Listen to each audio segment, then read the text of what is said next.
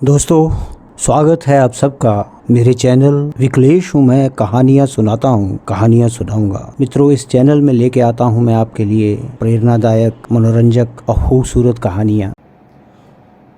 तो आगे बढ़ता हूँ। एक कहानी जो कि पिछली बार ये कहा था कि भारतीय दर्शन से, जो भारतीय मूल परंपराएं हैं, उनमें से आप समस्याओं का कुछ फ़ोन आए थे, कुछ मैसेज आए थे, उनके उनको तय करते हुए एक छोटी सी कहानी आपके लिए मैं ढूंढ के लाया हूँ।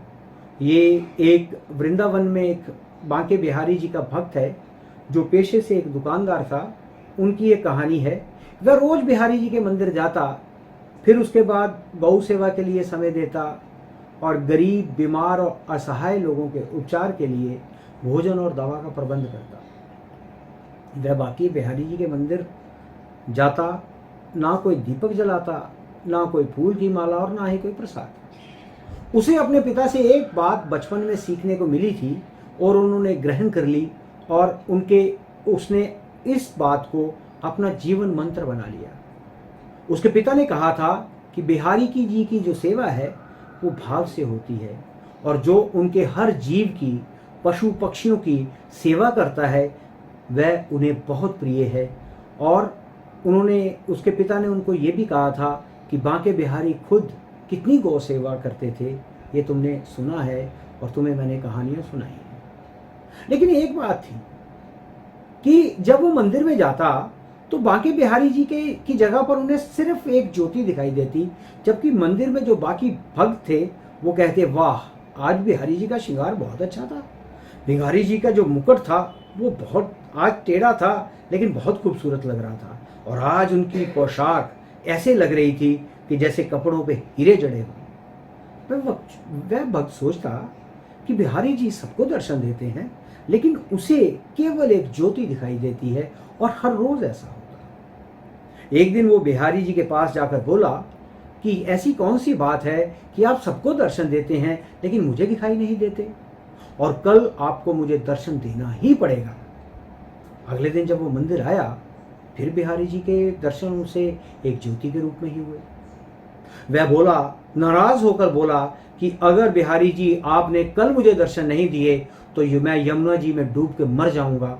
और उसी रात बिहारी जी एक कोड़ी, जिसको कोड़ पड़ा हुआ था, उसके सपने में आए। वो कोड़ी जो है मंदिर के जो रास्ता है उसमें बैठा रहता था और बोले कि क्या तुम्हें अपना कोड़ ठीक करना है? वो कोड़ी बोला, हाँ भगवान, ठीक करना है, लेकिन कैसे ठीक होगा? बिहारी जी बोले, तो कल यहाँ मेरा एक भक्त यहाँ से निकलेगा, तुम उसके चरण पकड़ लेना और तब तक उसके चरण मत छोड़ना जब तक वो ये ना कह दे कि बिहारी जी तुम्हारा कोड़ ठीक करें। कोड़ी बोला, ठीक है प्रभु, लेकिन आपके तो बहुत सारे भक्त यहाँ से निकलते हैं, रोज आते हैं, बहुत हजारों भक्त होते हैं आपके, मैं उस भक्त को कैसे पहचानूंगा?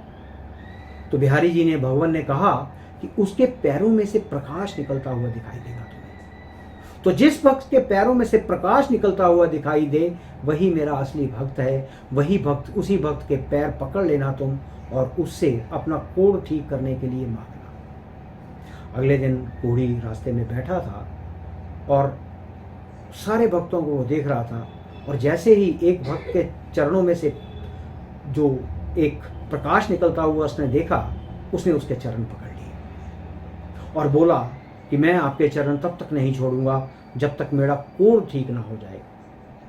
वह भक्त बोला कि मेरा करने से क्या होगा, मैं तुम्हारा कोड़ कैसे ठीक कर सकता हूं, तुम मेरे पैर छोड़ दो भाई। कोड़ी बोला, आप जब तक ये नहीं कह देते कि बिहारी जी तुम्हारा कोड़ ठीक करें तब तक मैं आपके चरण नहीं छोड़ूंगा। वो भक्त वैसे भी चिंता में था। सारी रात उसको ये था कि अगर आज बिहारी जी ने उसको दर्शन नहीं दिए तो उसको अपनी जीवन लीला समाप्त करनी पड़ेगी। आगे बिहारी जी दर्शन नहीं दे रहे और ऊपर से एक कोड़ी पल्ले पड़ गया। उसने झुंझलाकर बोला कि जाओ, बिहारी जी तुम्हारा कोड़ ठीक कर दें, और वो मंदिर में चला गया। कोड़ी ने उसके पैर छोड़ दिए और वो मंदिर में चला गया, और मंदिर जाकर क्या देखता है कि बिहारी जी साक्षात उसे दर्शन दे रहे हैं। बिहारी जी साक्षात सामने खड़े थे और वो बिहारी जी से पूछने लगा कि अब तक आप मुझे दर्शन क्यों नहीं दे रहे थे।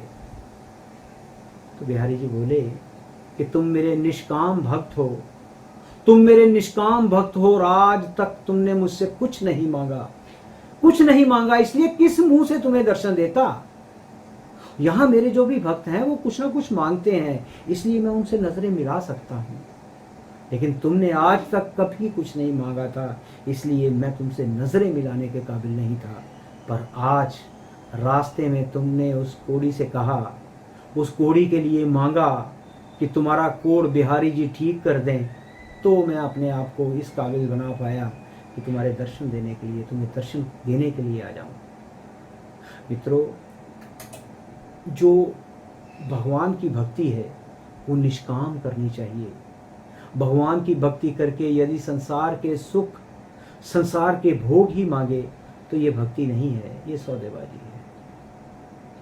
और ये कथा जो कहना चाहती है कि पर सबसे बड़ी परमात्मा सेवा उनकी है जो वास्तव में बेबस और लाचार है, और असहाय और दुखियों की निस्वार्थ सेवा करना इस जगत में सबसे बड़ी सेवा है। बस ये कहानी मेरे किसी मित्र ने ये पूछा था, कुछ उसका भटकाव था, तो मुझे लगता है कि ये जो कहानी है ये उसके भटकाव के लिए शायद उसकी कुछ मदद करे। और अगर मेरे उस मित्र तक मेरी आवाज़ पहुंची है, क्योंकि वो मेरा मित्र मेरा रेगुलर दर्शक है, हर बार मेरे शो को देखता है और आज का भी शो वो देख रहा होगा, अगर उसको महसूस हो कुछ तो मुझे फ़ोन ज़रूर करे, क्योंकि मैसेज करने से बात बनेगी नहीं, क्योंकि मैं नहीं चाहता कि उसका भटकाव किसी दूसरे की नज़र में आए। तो मुझे फ़ोन करो, मैं तुम्हारे फ़ोन का इंतज़ार करूँगा। कुछ मेरे दोस्त ने एक लेख सा भेजा है, वो कहानी के तौर पर उसके जो स्टैटिस्टिक्स है मैं एक कहानी में यूज़ करके आपके लिए लेके आया हूँ। बात कुछ ऐसी है कि जो हमारी कुक है वो पीछे कुछ दिनों से छुट्टी पर थी, और मेरी पत्नी जो है वो उसने अपने ऑफिस जाना छोड़ रखा है और घर की रसोई संभाल रही है। आज मंडे मॉर्निंग जब मेरी पत्नी मेरी बेटी को रसोई में मदद करने के लिए बुलाया तो उसने पलट कर ये जवाब दिया कि मम्मा मेरे को बहुत ज़रूरी काम है, स्विगी कर लेते हैं। जब मेरी पत्नी ने कहा कि परिवार की खातिर हमेशा ज़रूरी काम को कुछ देर के लिए टाला जा सकता है, तो उसको ये जो मेरी बात है, ये जो उसकी बात है एक प्रवचन जैसी लगी। बेटी ने कहा कि मम्मा हमें सेल्फ डिपेंडेंट होना चाहिए, आप सेल्फ डिपेंडेंट होना सीखिए, और कब तक हम लोग दादी की तरह ज़िंदगी भर खाना बनाते रहेंगे। अमेरिका जैसे देशों में लोग देखें जहां भूखे होने पर लोग अपनी मदद खुद करते हैं।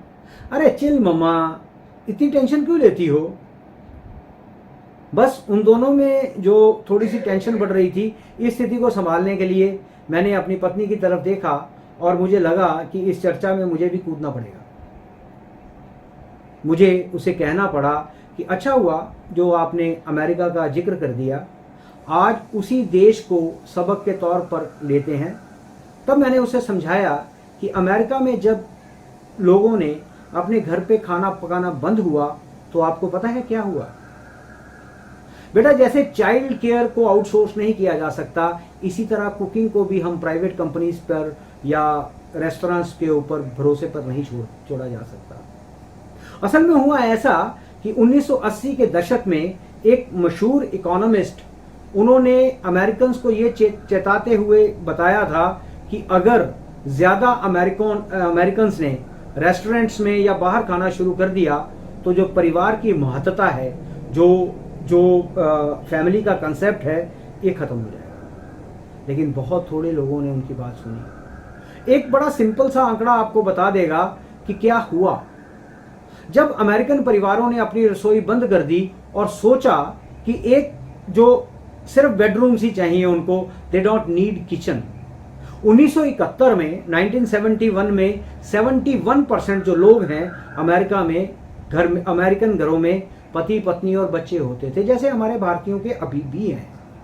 लेकिन 2020 में केवल 20% बच गए और आज वहाँ जो सिंगल परिवार हैं उसमें से 15% केवल महिलाएं हैं और वही 12% सिंगल फैमिली में पुरुष हैं। और बच्चे जो हैं वो अपने बायोलॉजिकल फादर्स मदर के बीच में इधर से उधर घूम रहे हैं।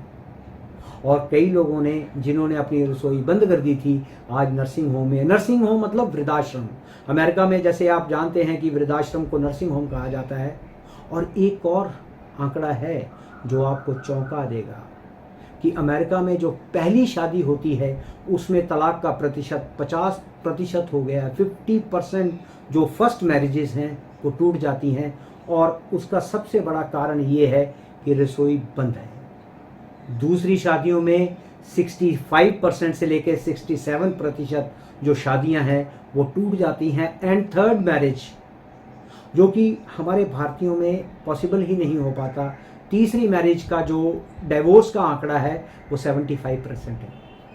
और संक्षेप में अगर ये बात करें कि कई लोग मानते हैं कि बाहर से जो खाना ऑर्डर करने की आदतें पारिवारिक ताने बाने को तो लगातार ख़त्म कर ही रही हैं, लेकिन लगातार बाहर खाने की आदत से मोटापा, बेवजह का खर्च, क्रेडिट कार्ड का जो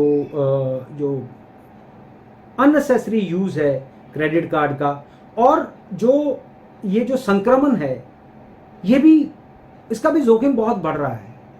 और मेंटल हेल्थ इसके ऊपर बहुत ज़्यादा असर हो रहा है।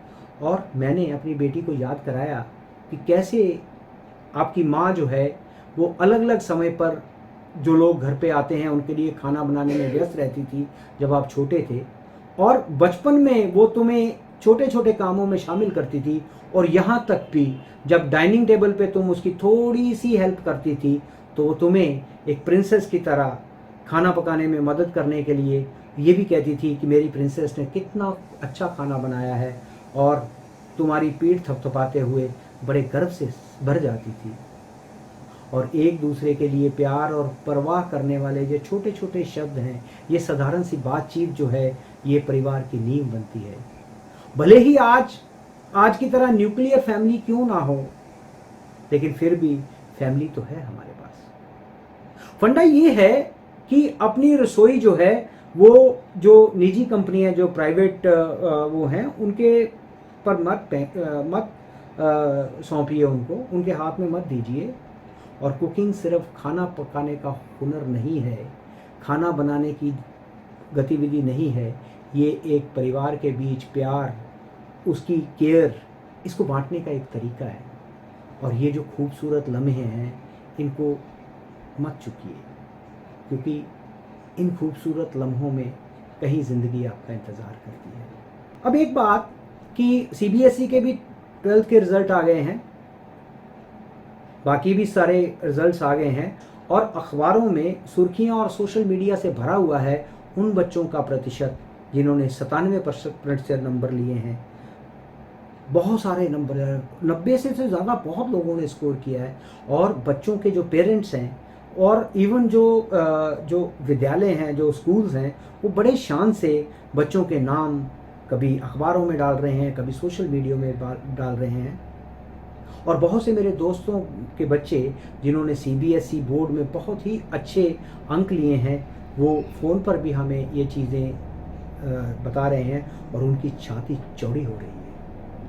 लेकिन उनका क्या, जिन बच्चों का जो स्कोर है वो 90% से कम हुआ, उनके अभिभावक जो हैं, उनके पेरेंट्स जो हैं, उनके पास गर्व करने के लिए कुछ नहीं है क्या?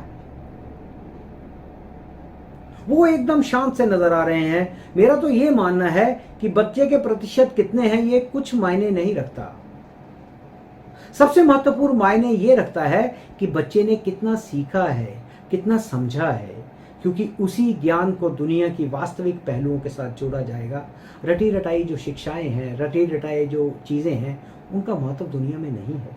मैं ये नहीं कहता कि जिन्होंने अच्छे अंक लिए हैं, जिन्होंने टॉप किया है, जिन्होंने बढ़िया चला है, वो इससे थोड़े, या मेरी सिर्फ बात यही है कि जिनके कम प्रतिशतताएँ हैं वो हीन भावना के शिकार न कहीं हो जाएं।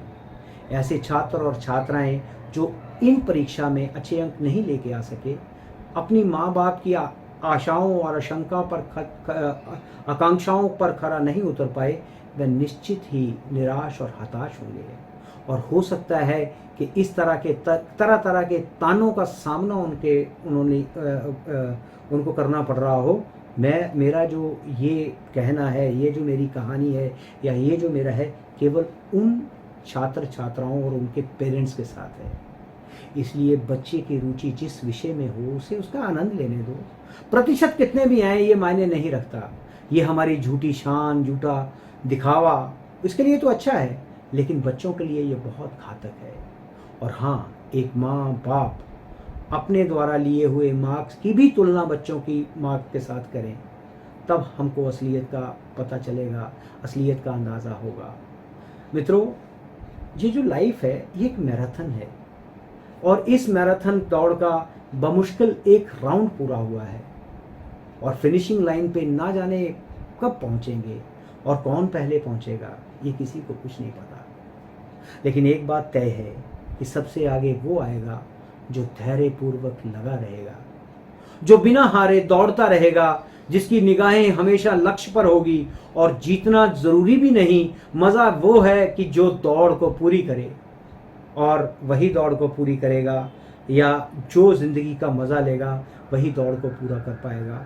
और ज़िंदगी की इस दौड़ में ध्यान रखिए कि ज़िंदगी की इस दौड़ में अक्सर जो 50% वाले हैं वो जीतते हैं। इसलिए दौड़ते रहिए, रुकिए मत। और एक विनती है कि किसी भी बच्चे की तुलना किसी दूसरे बच्चे के साथ मत करें, क्योंकि हर बच्चा अद्भुत है, हर बच्चा अद्वितीय है, और हर बच्चा अतुल्य है।